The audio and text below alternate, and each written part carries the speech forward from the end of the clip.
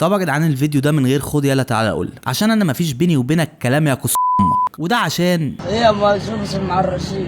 انت فاكر اني هسكت يلا؟ I don't know what you heard about me. لا يا حلاوه، ده انا في حالتي العاديه كنت زماني صفخه بعلبه القنادم دي في خلقته ومدغدغ دين ام الصيدليه على دماغه عشان اعرفه بقى من هي مصر اللي علمت العالم الحريه والعداله وتقبل الاخر. طبعا انت اكيد خدت بالك ان الفيديو ده مش هيكون محترم باي شكل من الاشكال، فلو كلامنا اللي هنقوله هيجي على احساسك اقفله من دلوقتي. انت هود اصلا انا البلد انت بتنام، عشان لو جينا نحط اللي هنقوله قصاد موت اخواتنا بيتهيألي مش هيسوى اي حاجه، ودي طريقتنا للتعبير عن غضبنا وعشان ما نموتش واحنا بناكل في نفسنا. من الاخر يا جدعان، من الاخر يا جدعان، من الاخر يا جدعان. قبل اي حاجه احنا عارفين ان الالجوريثم مش هيسيبنا في حالنا، بس كنت عايز اضيف نقطه كده.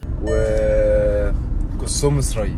تعالوا قبل ما نبدأ في التحليل ندي لكل فنان شارك في العمل ده حق، ولو بأقل طريقة ممكن نعبر بيها عن امتناننا ليه، عشان لو ركزنا على نقطة معينة وما جبناش أساميهم يكونوا خدوا حقهم. شكرا سيف الصفادي، شكرا دانا صلاح، شكرا غالية شاكر، شكرا عفروتو، شكرا نوردو، شكرا شروف، شكرا الأخرس، شكرا عصام النجار، شكرا بلطي، شكرا أمير عيد، شكرا وسام قطب، شكرا دينا الوديدي، شكرا لبطاينة، شكرا لعمر رمال، شكرا لليانج وراندر، شكرا فورتكس، شكرا سمول اكس، شكرا ALA، شكرا فؤاد الجريتلي، شكرا دينا وائل، شكرا زين، شكرا مروان موسى، شكرا مروان بابلو، وشكرا دافنشي. اللي هنقوله دلوقتي هم اكتر ناس اثرت فينا في الاغنيه من الناحيه الفنيه، وكان كلامهم متناسق مع بشاعه الاحداث اللي احنا بنشوفها، وكتير مننا لو كان بايده كان راح وعاشها بنفسه. نبدا التراك بصوت جاي من بعيد وبيقول: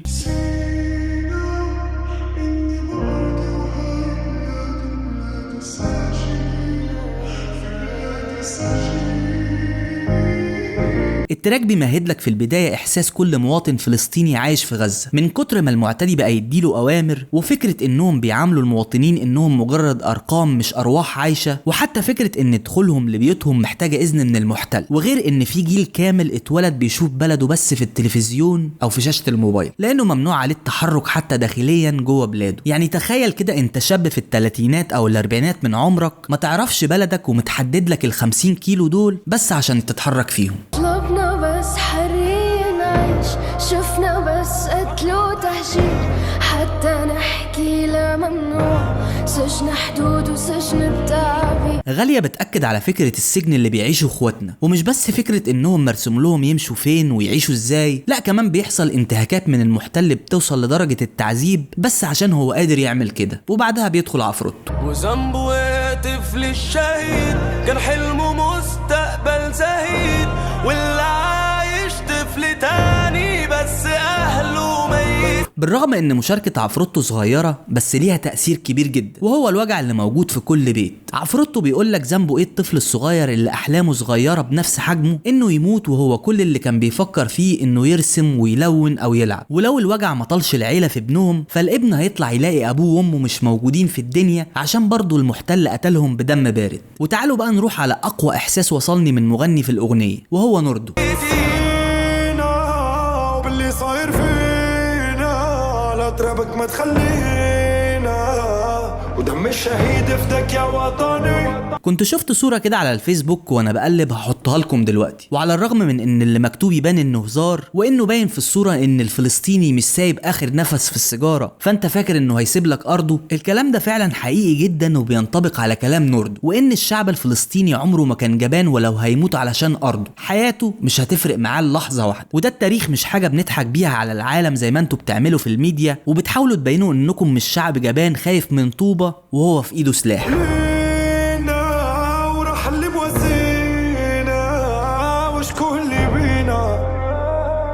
والله ما توحشناش اللي جواتني. الجزء الثاني من الفيرس بيعبر عن ان رغم صلابة الشعب الفلسطيني بس وجعوا على اقرب الناس لقلبه وعيلته اللي هي مصدر قوة اي بني ادم، كسروا الى حد كبير جدا، بس كل ده بيتجمع في صورة صمود وكره للكيان اللي ملوش ارض. كل يوم بحكوا لي صبر سلاحي واخر صبر الموت، والكل شايف بس لا مش فارق صوتي شروف والأخرس بيمهدوا لدخول اللازمة بكلام يقطع قلب أي عربي، وإن دايما بيبقى عزائنا لإخواتنا الفلسطينيين إننا نقول لهم اصبروا ولازم هيجي اليوم اللي تاخدوا فيه حقكم. بس مع مواساتنا ليهم اللي ما بنقدرش نعمل غيرها، شروف بيقولك أنا بسمع كل يوم إن صبري هو سلاحي، بس أنا دلوقتي بموت قدامك وكلكم شايفين وساكتين على اللي بيحصل. صوتي حار وانا واقف وحدي، العالم ضدي وانا مخشاه، سلبوني روحي حتى الارض تعيش. وبيكمل على كلامه الأخرس وبيقول إن الفلسطيني لو واقف لوحده وكل العالم قصاده مش هيخاف منه ولا هيتردد لحظة إنه يقدم حياته قصاد إن أرضه ترجع له. وقبل بقى ما ندخل على اللازمة بتاعت الأغنية عايزكم تباركولي. أنا على فكرة بعت الشقة بتاعتي وسلمت مفتاحها لصاحبها الجديد وكمان قبضت الفلوس، بس خلينا في عصام النجار دلوقتي عشان اللازمة قوية جدا.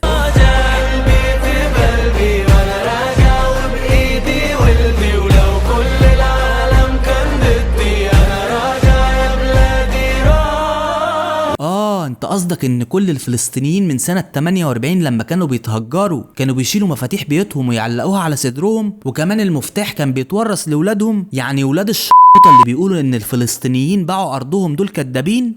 طيب انا هقولك على حاجة بقى، لما حد يقولك الكلام ده تاني انت عارف انت هتقوله ايه كويس؟ قول لهم قصهم اسرائيل.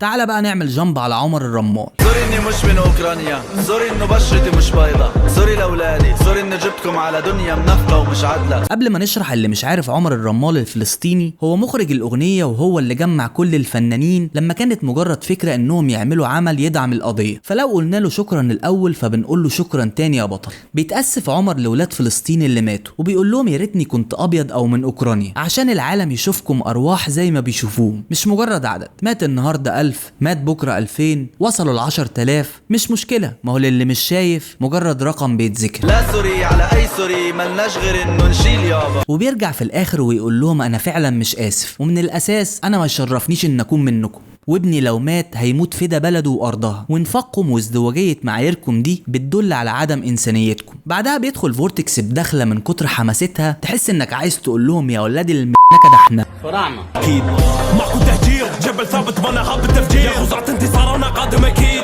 بصمودي قاهر ذاك الخبيث، بالمشاعر بليد، ما شاف احد من عياله شهيد، ارواحهم امانة برقاب الجميع، امانة شريف، بنوصل ندافع نموت بخاف فلسطين. مفيش تهجير هيحصل لنا ومش هنسيبها لو حتى على موتنا. بعدها بيقول ان العدو ما شافش ولاده بيموتوا زينا، واللي بيحصل في فلسطين دلوقتي واللي حصل قبل كده مش هننساه، وهيفضل امانة في رقبتنا لحد يوم الدين، وهنفضل ندافع هنا ونموت علشان فلسطين تعيش. ويدخل العظيم سمول اكس عشان يتكلم في حتة بعيدة بس ليها علاقة مباشرة بفكرة حرية الرأي اللي قرفنا بيها. طريب شابشة منه تخون خليك يقول صراحة كيقطعوا الصوت بدم ولا خايف الدويل يحبسوا له كونت اخي الدم فاير وقدم شو. يقعد بقى يقول لك امريكا بلد الحريات واحنا اكتر بلد فيها تنوع، بس يجي الكلام على فلسطين تلاقي مارك ابن الشر قافل لك البوست. وكمان فكرة الناس اللي بتتسلق على القضية وكأنها ترند وتلاقيهم خايفين يكتبوا لحسن حساباتهم تتقفل على المنصات، دول بقى اولاد شراميط اكتر من مارك ابن قدر عشان يشوف داخل اللي مصور شيطان في العرش واللي معك الصور. شبه المحتل واصحابه اللي هم امريكا بالشيطان وحاشيته، اي حاجة بيقولها بيتصدق عليها. ولو جيت فكرت كده في حاجة زي حق الفيتو، هو اكبر مثال على العنصرية في العالم حاليا. يعني ايه اكتر من 100 دولة تدين افعال المحتل وتيجي امريكا تستخدم حق الفيتو ده وتقول انها مش بتدين المحتل؟ يبقى خلاص كده القضية خلصت، اضربوا فيهم زي ما تحب.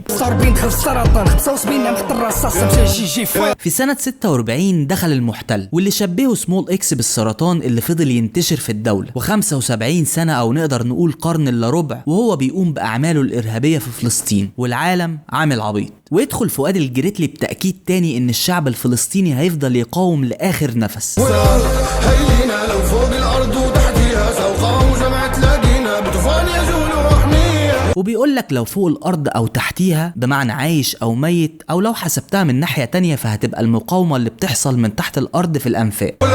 صالينا لو يقسى عدوي اسميها، لو اقصى الناس تعادينا وانا راجع يا بلادي راجع. وبيأكد على رجوعه لبلده وبلد كل العرب تاني. على خط النار كل ليل ونار، ولو هموت في ايدي سلاحي حد ما يجي النسيم.